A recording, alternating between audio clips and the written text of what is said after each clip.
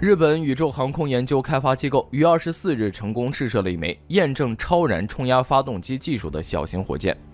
标志着日本在高超音速武器研制领域迈出了重要一步。近年来，日本对高超音速武器投入巨资，其野心勃勃的发展计划直指中国。那么，当前日本高超音速导弹的研制能力到底如何呢？日本技术实力稳居第2梯队之首。日本推进试验超燃冲压构型高超音速武器的开发。据共同社7月24号报道，24号凌晨5点，日本宇航研究开发机构的 S520RD1 探空火箭从鹿儿岛县喜木町内浦航天中心发射升空。随后24号中午11时许，日本宇宙航空研究开发机构宣布发射成功。本次试验中，探空火箭搭载的超燃冲压发动机模拟装置会在点火后达到高超音速水平。在到达高超音速后，发动机模拟装置会在超燃冲压的工况下运行6秒钟。这是日本首次进行超燃冲压构型发动机的飞行试验。对于实验的目的， JAXA 表态称，这种超燃冲压技术可以用于航空航天，未来也可用于军用导弹技术。JAXA 的通报，本次试验的火箭全长 9.15 米，直径 0.52 米，重 2.6 吨，由助推级和上部搭载的超燃冲压发动机2级组成。本次发射过程中，火箭飞行了380秒，飞行水平距离为250公里，飞行高度最高为150公里。根据 JAXA 发布的实验过程，火箭先是在助推级的推进下飞行到150公里的高度，然后上部搭载的超燃冲压发动机模拟装置会进行分离。在分离后，超燃冲压发动机模拟装置会进行俯冲加速，实验装置的降落速度将达到高超音速水平。在到达高超音速速度后，超燃冲压发动机会在超燃冲压的工况下运行6秒钟。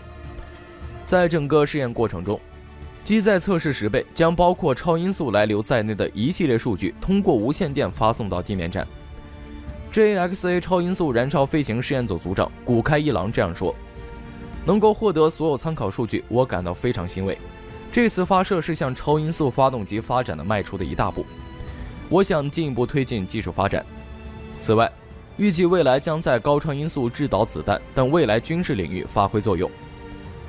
日本防卫省从2017年度编列预算，用于一种名为高速滑走弹的吸气式超燃冲压高超音速导弹的开发。这种导弹据悉能在临近空间以5马赫以上速度飞行。在日本22号公布的国防白皮书中，高速滑走弹是日本2012年重点发展项目之一。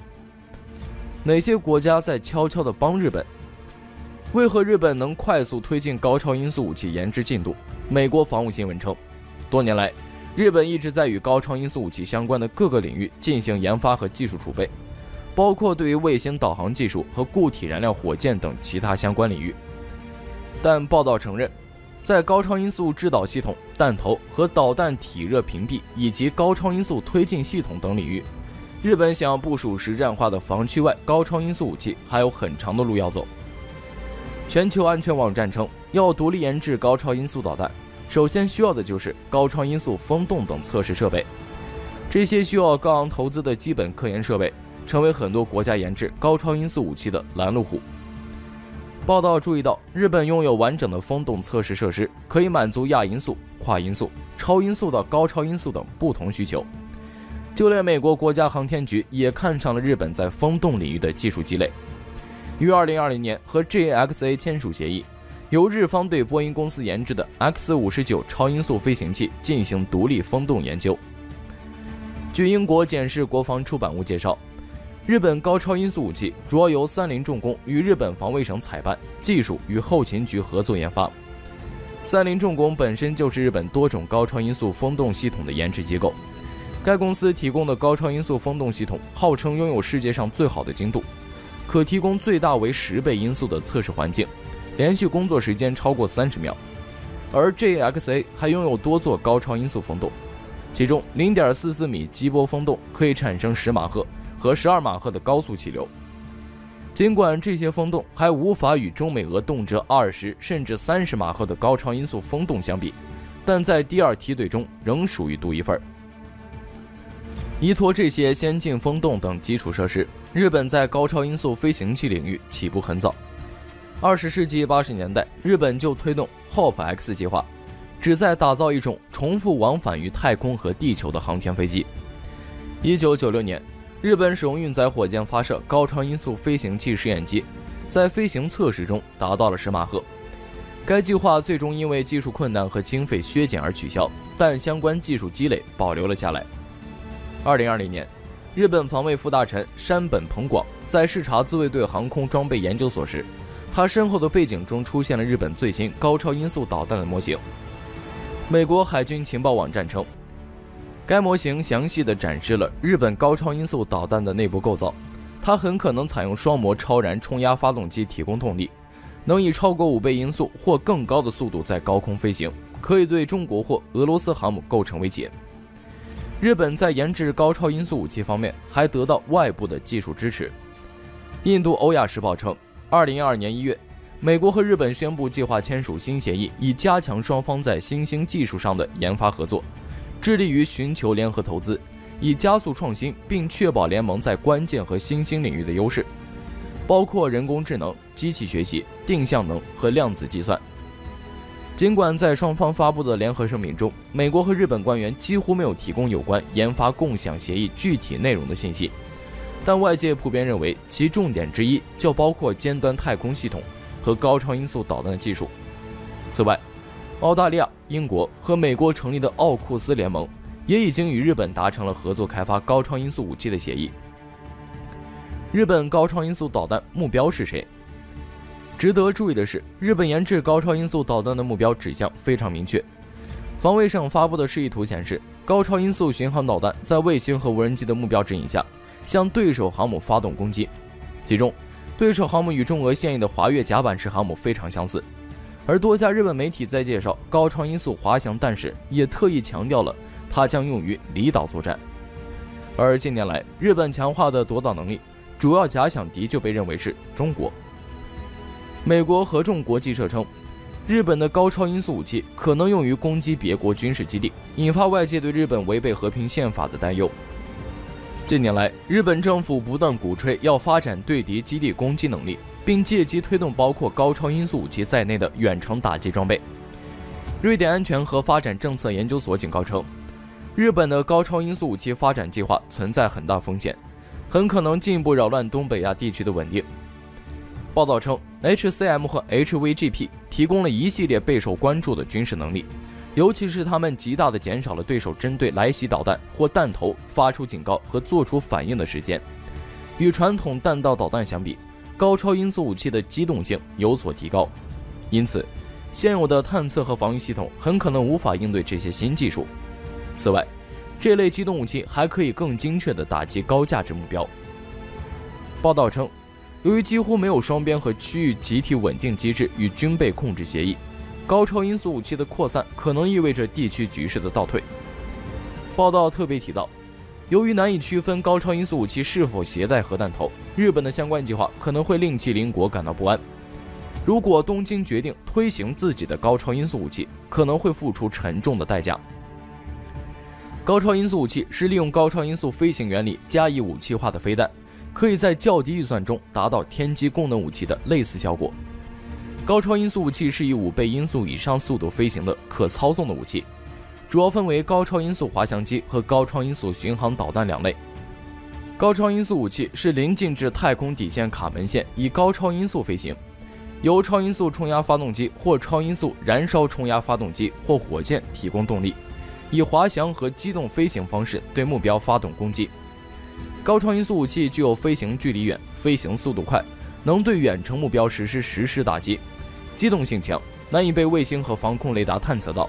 具有较高的对导弹防御系统的突防能力等特点。这种武器早在第2次世界大战，德国科学家桑格尔就提出构想，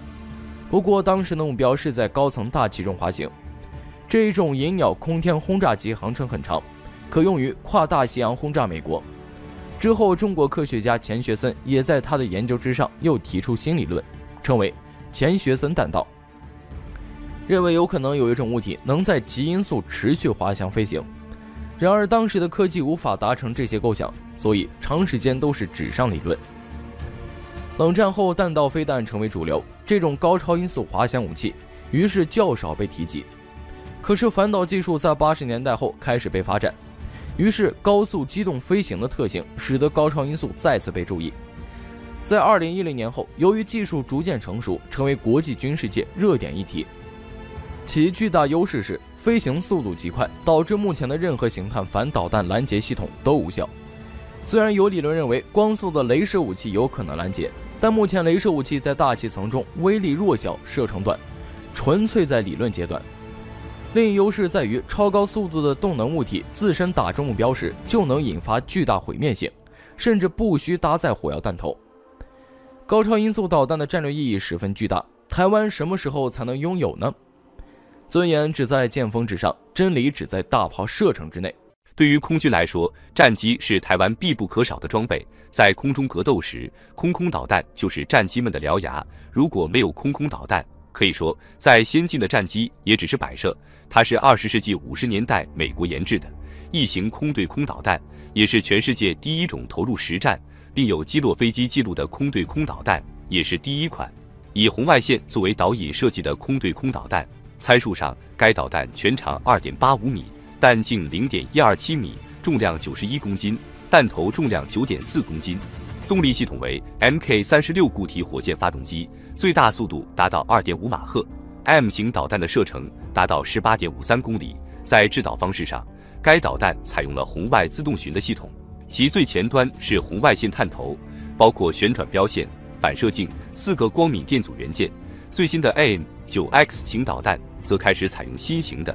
激光近炸引信来对付，采用了红外抑制技术和非金属材料制造的隐形飞行器。总体来看，该导弹的性能还是非常不错的。它是苏联俄罗斯一型主动雷达制导，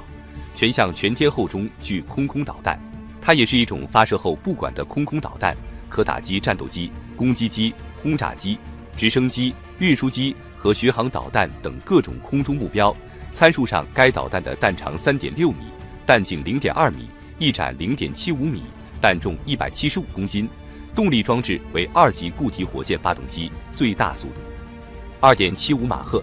该导弹的制导方式采用的是惯性制导加指令修正制导加主动雷达末制导。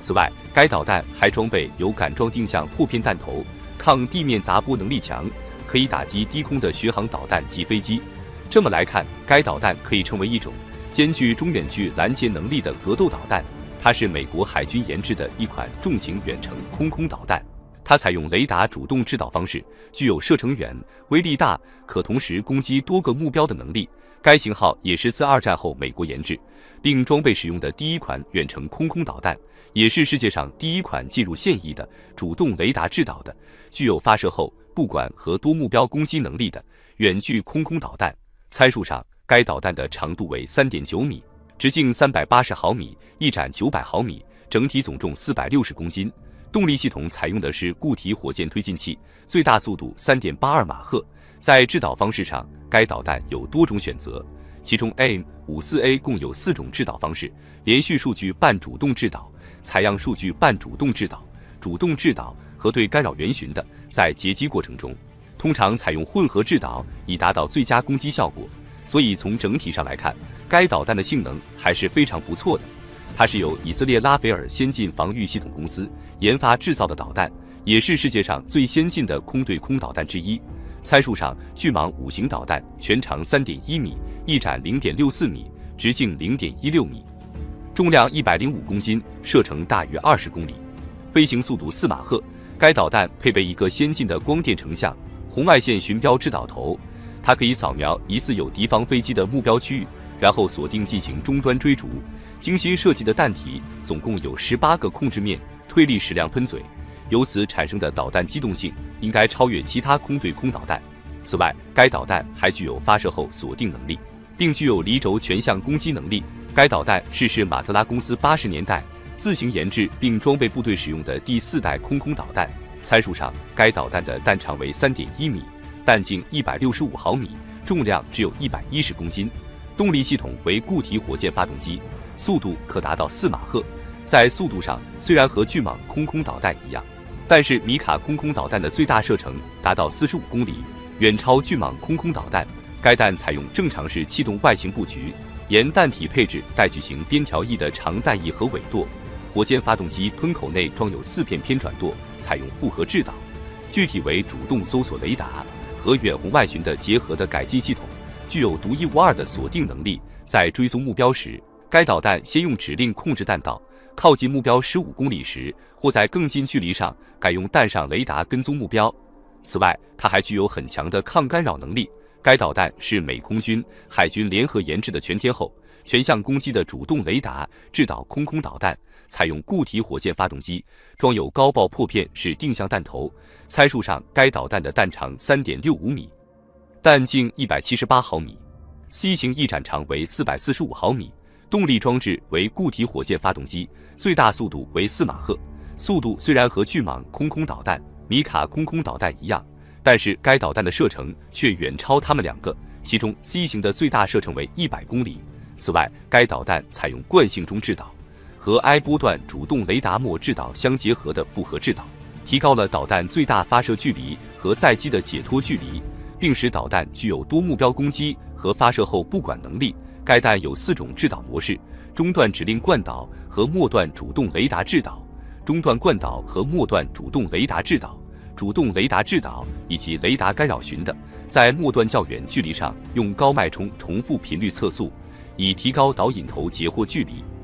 而在低空下视或近距时，采用中脉冲重复频率，以提高对目标的分辨率和低空下视能力。该导弹是一种由英国、法国、德国和意大利合资成立的 MBDA 公司研制，并在2016年服役的主动雷达导引超视距空对空导弹。导弹采用固体火箭冲压发动机和弹载脉冲多普勒雷达，具有全天候攻击能力，在相当广的空域内具有同时对付多个目标的能力。即使目标做8至9G 的机动过载，流星依然能够跟踪到目标并将其摧毁。导弹全长为 3.65 米，弹径180毫米，发射重量为185公斤，动力装置为可变流量的固体火箭冲压发动机，速度为4马赫，作战范围超过100公里。有军事专家称，该导弹的射程可能达到150公里，在射程上也是比 AIM-120空空导弹要远一点。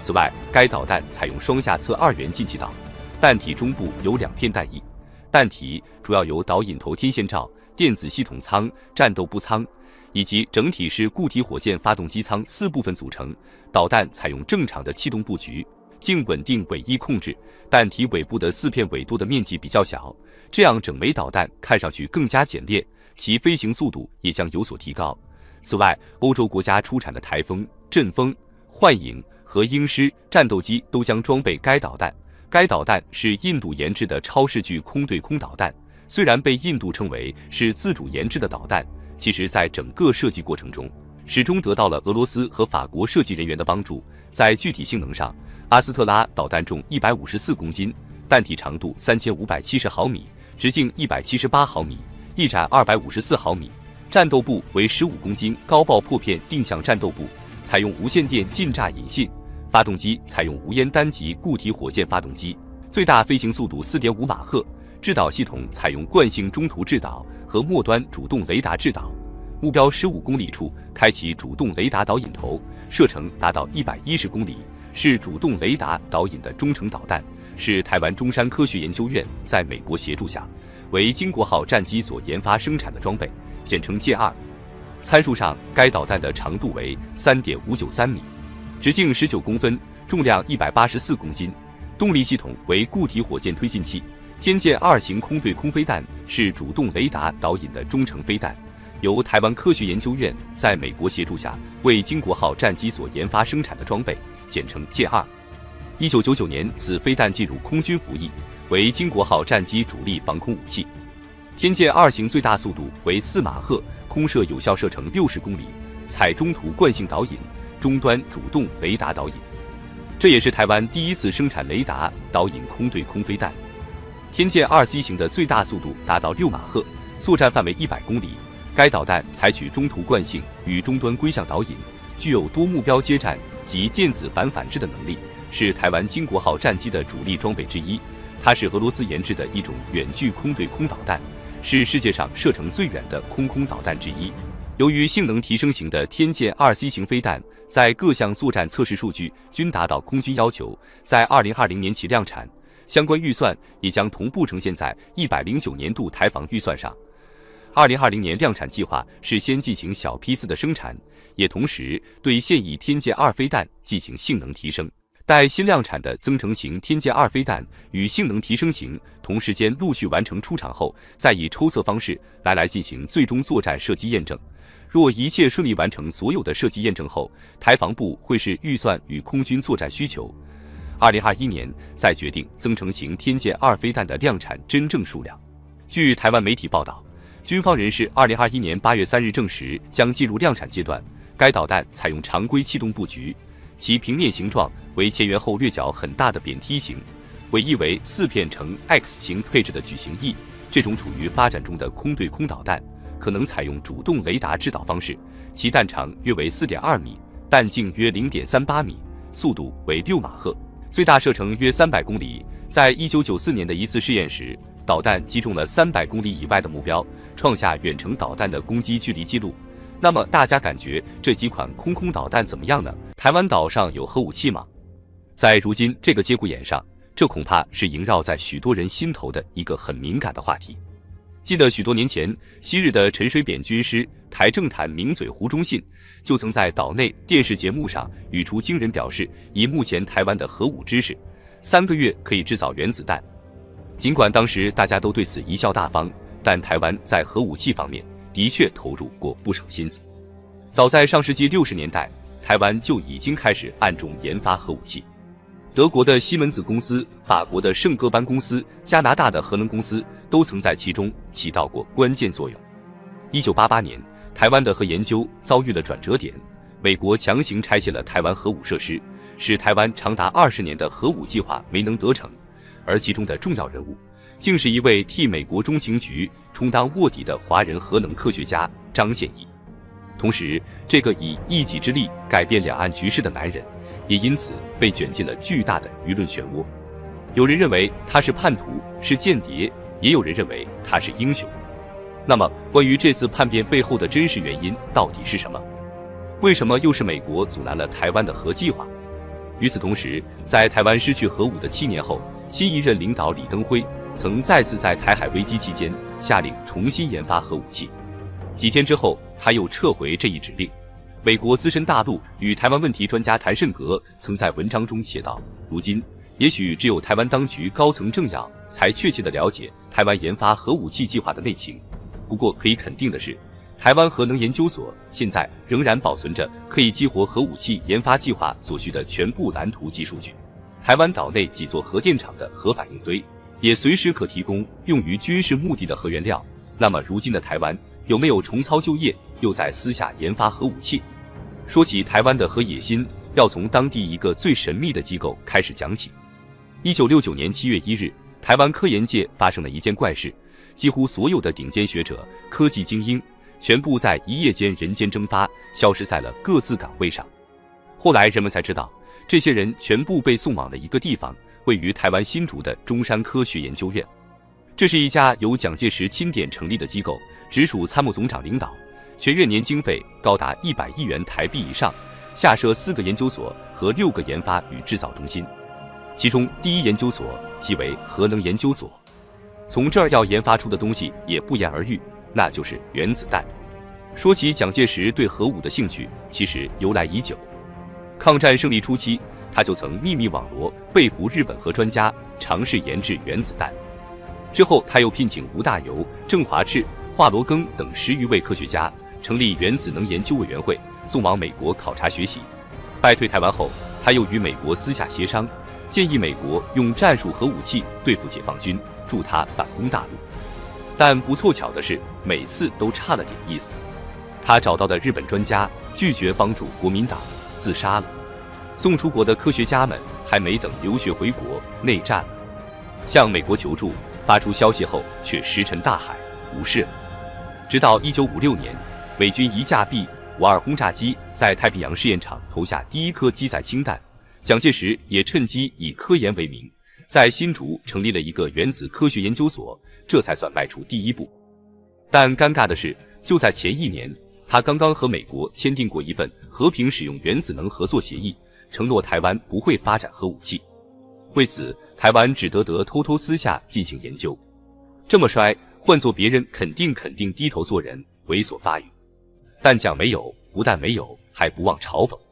在听到大陆开始研制原子弹的消息后，他对美国记者说：“我可以负责任地告诉大家，原子弹是高级核武器，不是那么容易研制的。美苏2大国科学研究、工业制造水平那么高，也搞了很长时间才成功。大陆无高级工业，科学研究水平与美苏根本无法比，所以很难制成核武器。”蒋认为大陆没钱没人，搞出核武器是不可能的。直到1964年10月，罗布泊浮现出第一朵蘑菇云，蒋介石在办公室瞪圆双眼，瘫在沙发上，整个人都不好了。连续 emo 了几夜，他决定再次求助于美国。他多次提议对大陆的核设施进行破坏，但刚在朝鲜战场上吃了瘪的美国哪敢再去大陆本土作妖，统统回绝了。发现美国人也靠不住，他开始大陆派往武装特务，试图破坏大陆的核弹投射系统，陆续有上百名，但这些人基本上有去无回。眼看着大陆的核设施越来越完善，情急之下，蒋把目光投到了中东。他暗中去会见了一位重要人物恩斯特·大卫·伯格曼。这个人是以色列原子能委员会第1任主席，为以色列核弹提供了早期的科研方向与技术指导，被称为以色列的原子弹之父。蒋介石会见他的目的是希望聘请他为中科院顾问，企图复制以色列的原子能计划。结果这位大神一来，效果立竿见影。在恩斯特·伯格曼的指导下，台湾打着民用核能的幌子，竟神不知鬼不觉地从一家加拿大核能公司进口了一台4000万瓦特的核反应堆。之后，台湾又从南非秘密购入了100吨铀矿石，其数量比科研用核反应器所需的核材料整整多了1倍。同时，还在一位挪威专家的协助下，建立起一个不燃料化学实验室，可以生产金属布。实验室的设备是由法国圣戈班公司提供。为了避免法国政府的干涉，该公司还让1、2名工作人员长期休假，到台湾帮助安装设备。1971年2月，核能研究所自行设计制造的微功率反应器首次达到临界状态。2年之后，功率为40兆瓦的重水反应器也达到临界状态。所谓临界，就是指机组已经进入到有最低限度有核功率的稳定运行状态，好比把汽车发动进入怠速运行状态，只要再松点刹车，踩点油门，就可以跑起来。眼看原子弹近在咫尺，蒋介石内心澎湃，激动之情溢于言表。但是这时意外又发生了。1973年，台湾私下找到德国的西门子公司，花费5000万美元购得了一座200兆瓦的多用途重水反应堆和核燃料再处理设备。但这一次他们没能躲没美国的监察，被中情局给抓了个正着。结果美国立刻向台湾施压，导致这桩交易被迫告吹。虽然被叫停，蒋介石的核武之心仍然不死。3年后，国际原子能机构对台湾的核设施进行检查，又发现500多克布不翼而飞。同时，检查人员还发现，台湾的不燃料化学实验室竟然也能生产钚金属，并且用的是美国提供的油来运作。美国人大怒，原来蒋介石不仅不守信，还挖到了自己的墙角。第2天，美国立即勒令台湾终止研究，在强力的压力之下，首次秘密发展核武器迫不得已而告终。至此，台湾第1次核武梦破灭了。70年代后期，儿子蒋经国继任，台湾启动了第2次核武计划。当时美国换了里根政府上台，对于政策有所修改，比如对于民用核能的处理就不再阻止。对此，蒋经国心生一计，他开始打着大力发展和平利用核能的幌子，在民用核能的幌子下重新启动核武器计划。果然，这一招奏效了。1979年至1980年短2年内，台湾先后兴建了磷酸提油先导工厂、压水式反应器燃料束先导工厂、磷酸提油工厂、氧化油提纯转化实验工厂、动力用反应器燃料先导厂、伽马射线照射场，并完成了600兆瓦肯都型重水压水式反应器的概念设计。1985年，他们又成功制造了氧化铀及燃料丸，期间都成功避开了美方的主意。台湾前行政院院长郝柏村在其日记中披露了他兼任中山科学院院长期间，台湾研制核武的情况，台在短期内有生产核武器的能力，并可在奉命下进行。到1987年底时，估计只差1-2年时间就可以制造出原子弹。眼看大功告成，一位卧底的出现，却把这一切都搅黄了。1988年1月，时任中科院核研究所副所长的张献义，以参加台军年度例行为名，搭机离台。几天后，人们才发现他已举家逃往美国，并向美国政府和盘托出了岛内研制核武器的资料。随后，他还在美国会秘密听证会上作证，称台湾准备在射程为1000公里的天宫导弹上安装核弹头。此语一出，各界一片哗然。那么，这个语出惊人的张献义到底是什么来头呢？张献义出生于海口市，后随父母来台。1963年进入中正理工学院物理系就读，开始军旅生涯。1967年取得理学士学位。1969年，张献义被选派到美国田纳西大学攻读核子工程，取得硕士及博士学位。学成后回到台湾，派任至中科院筹备处任职，并参与核武研发。1984年晋升为该所副所长。早在留学期间，他就已被美国中情局策反。之后，他开始将台湾核武的机密研发资料偷偷传给美方。得过普利兹奖的《纽约时报》记者提姆·维纳 （Tim Weiner） 在《灰烬的遗产》中情局历史书中透露，中情局特工小心翼翼地吸收张献义，以意识形态做基础，同时也给他钱。靠着他的情报，到1987年年底，美国精确地得知台湾研发的时间点。后来，美国在无预警的情况下，私自到中山科学研究院核能研究所突击检查，强行拆除与核武发展相关的设施，并把价值18.5亿美元的重水式核子反应器的重水抽走。多辆水泥车、军车载着便衣人员长驱直入，之后强行灌浆封闭实验室，清点核燃料棒数量，并全部装船运走。临走前还留下规定，要每年检查多次。而这也预告着台湾最接近成功的一次核武计划瓦解。从1969年以来，长达19年的核武发展就此告终。得知事件原委后，张献义的直接上级台湾的军方大佬郝柏村气得跳脚，最终被迫辞职。同时，军方也对张献义发布了通缉令，追诉权时效为12年6个月。这12年来，张献义一直是台湾恨得牙根痒的头号要犯。那么，为什么美国要屡屡阻止台湾研发核武呢？简单来说，因为让台湾无核对美国更有用。对美国来说，让台湾当局拥有核武器，不仅会对其失控，还会加快大陆收回台湾的速度。让台湾保持永远不统不独的状态，反而才可以作为牵制和消耗大陆的一枚棋子，最符合他们的利益。所以，尽管给了台湾诸多好处，给提供了许多军事援助，但这些都有一个前提，那就是我给你什么，你才能用什么。正如有一句话所说，没有台湾问题，只有中美问题。而想要突破这种封锁，也并非不可能。但前提是必须要有强大的国家意志做后盾，需要有当掉裤子也要造出原子弹的精神。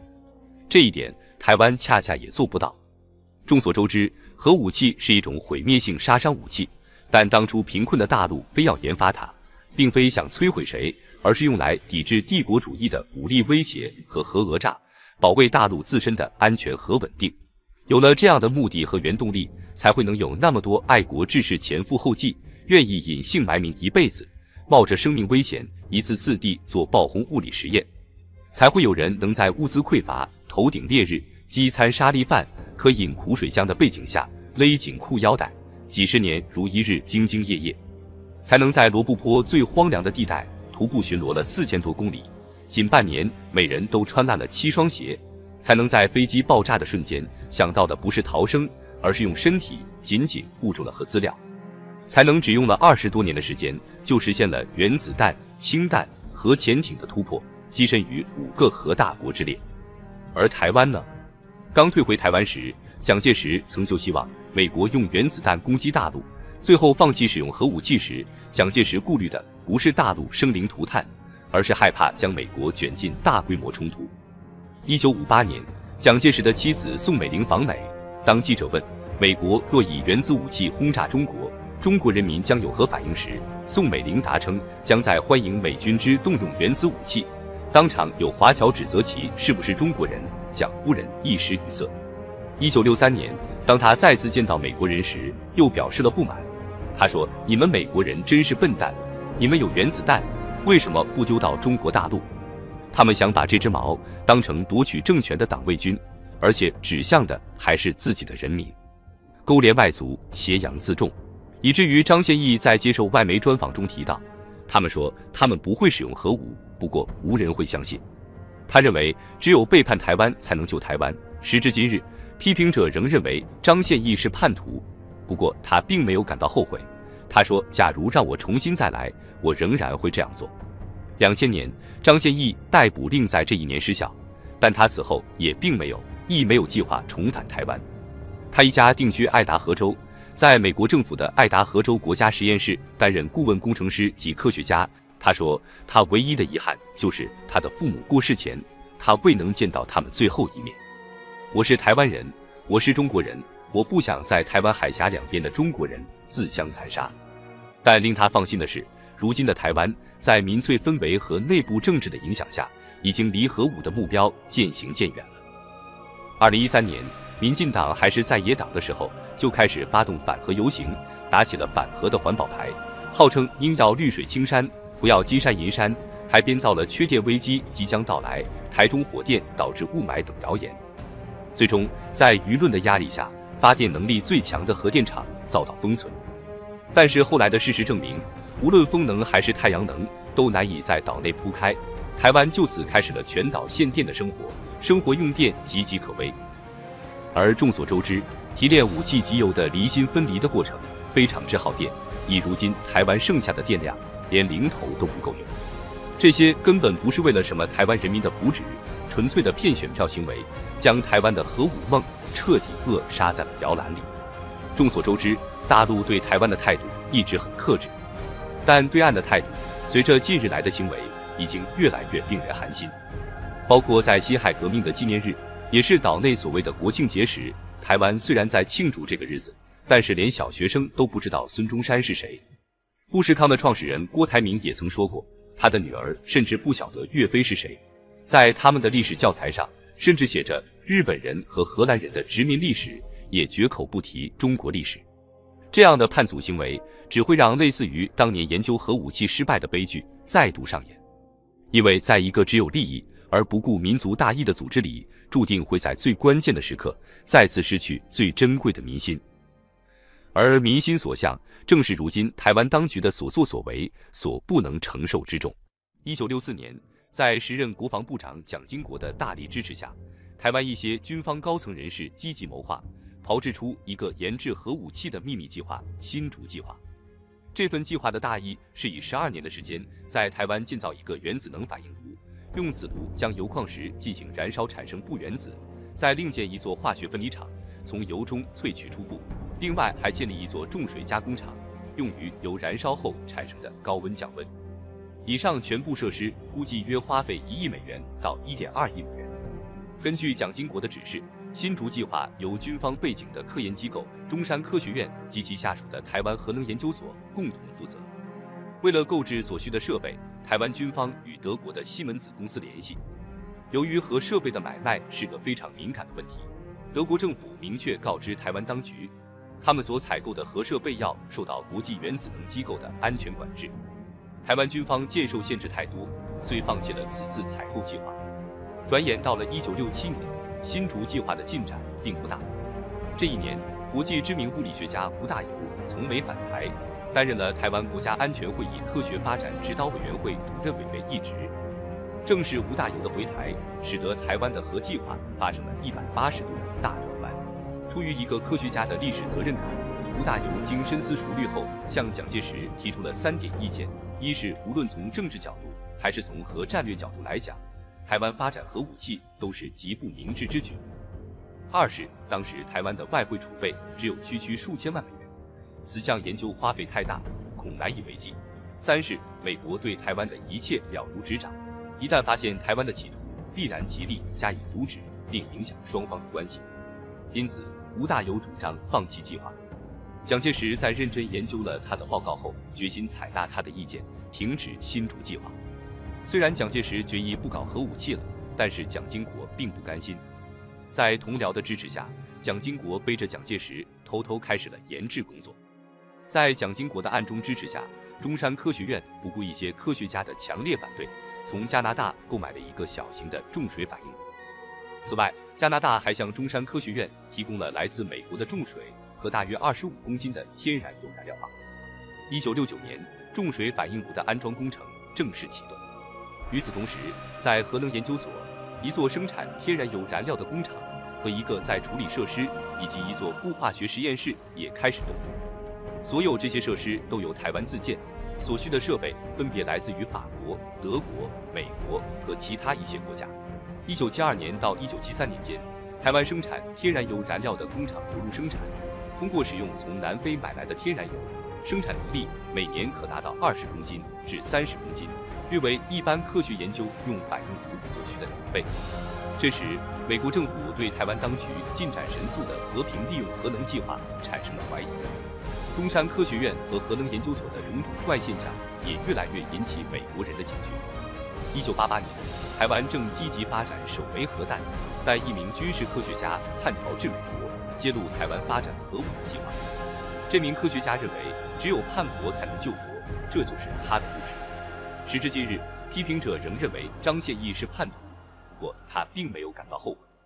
张献义在美国爱达荷州接受访问时说：“假如让我重新再来，我仍然会这样做。”张献义叛逃美国前官阶至上校。1988年，他从台湾叛逃至美国，这是他首次接受访问，详谈当时发生的事情。美国与台湾关系紧密，张献义叛逃看似令人费解。不过，由于张献义的关系，华盛顿得知台湾政府秘密下令科学家发展核武。美国担心两岸都会拥有核武，下决心要阻止台湾拥核及地区核武竞赛。美国秘密地招揽张献义，制止台湾的核武计划。当张献义在1980年代初被美国中央情报局招揽时，他官至台湾国家中山科学研究院副所长，负责发展核武。他是台湾重要的核子科学家，薪水丰厚，生活优裕。1986年，前苏联发生切尔诺贝利核事故。张献义说，就在此时，他开始怀疑台湾到底应不应该拥有核武。美国人指制止台湾核武计划会促进和平，对中国大陆及台湾都有好处。张献义说，他被说服了。下一件事就是要让他跟家人离开台湾。那时候，军事人员离开台湾一定要取得许可。张献义让妻子及3个孩子到日本度假，确保他们的安全。张献义妻子洪美凤说，她对丈夫的双面人生活猛然不知，他们只谈过他有可能接受一份在美国的工作。洪美凤说，她告诉我，这只是一个测试，看看离开台湾有多容易和我可以带多少行李。洪美凤与孩子们在1988年1月8日离开台湾，为东京迪士尼乐园之行感到兴奋。翌日，张献义使用中情局提供的假护照飞到美国，他身上只带了一些现金及少量个人物品。与早前的报道不同，张献义说他离开台湾时并没有带走任何大物。美国政府已获得所有证据，他只需要有人，就是我，去确认。同时间，一名女人将张献义写的信转交身在东京的洪美凤。就在这时刻，洪美凤才知道丈夫是中情局间谍，并且探离台湾。信中说，你不会再回去台湾，你会从日本去美国。这让我吓了一跳。当我知道我不能再回台湾时，我只是哭。张献义家人被送上往西雅图的班机，他们在西雅图机场与张献义见面。美国担心张献义一家会被台湾特工或爱国极端分子刺杀，所以把他们安置在弗吉尼亚州的安全屋中。1个月内，美国利用收集到的情报及张献义证供，成功施压，令台湾停止核武计划。外界相信，台湾只差1-2年就能完成发展核弹。张献义对往事一直沉默。不过今年退休之后，他希望澄清事实，他的口述访问核弹、间谍、CIA。张献义访问记录出版，访问由学者陈医生进行，书本去年12月出版。书本面世后，重新激起讨论，到底张献义是否对台湾做了对的事？一些人对他赞誉有加，指他阻止了一场潜在的核战；一些人则认为张献义令台湾失去自卫与自保必须的武器。民进党反对发展核能核武，但有民进党党员亦不认同张献义的做法。担任立法院外交及国防委员会主席的民进党立委王定宇说：“不管你的政治观如何，叛国是不能接受的，这并不是可以原谅的事情。”张献义坚称，他恐怕有野心的政治人物会利用核武去重夺中国大陆。他指宋美龄与一群效忠他的将领，甚至成立另一条指挥链去加速发展核武。他们说他们不会使用核武，不过无人会相信。张献义说，美国就绝对不会相信这说法。张献义认为，今天仍有政治人物会想使用核武，不过现在他们不管付出什么代价，都要争取台湾独立。不过王定宇排除这种说法，我们绝对不会考虑，我们没有想过这。过去以来，历届台湾总统都曾暗示希望重启发展核武计划，不过由于美国反对，这些提议很快被放弃。不过外界认为，假如有需要的话，台湾有迅速发展核武的能力。张献义逃离台湾后，台湾军方将张献义列为逃犯。不过，就算他的逮捕并在2000年失效后，他并没有计划重返台湾。他不想回应针对他的批评及对家人的负面影响。1990年，张献义一家定居爱达荷州。张献义在美国政府的爱达荷州国家实验室担任顾问工程师及科学家，直至2013年退休。他说，他唯一的遗憾就是他的父母过世前，他未能见到他们最后一面。张献义说，你不需要身在台湾才能爱台湾，我爱台湾，尊严只在剑锋之上，真理只在大炮射程之内，我们下期见。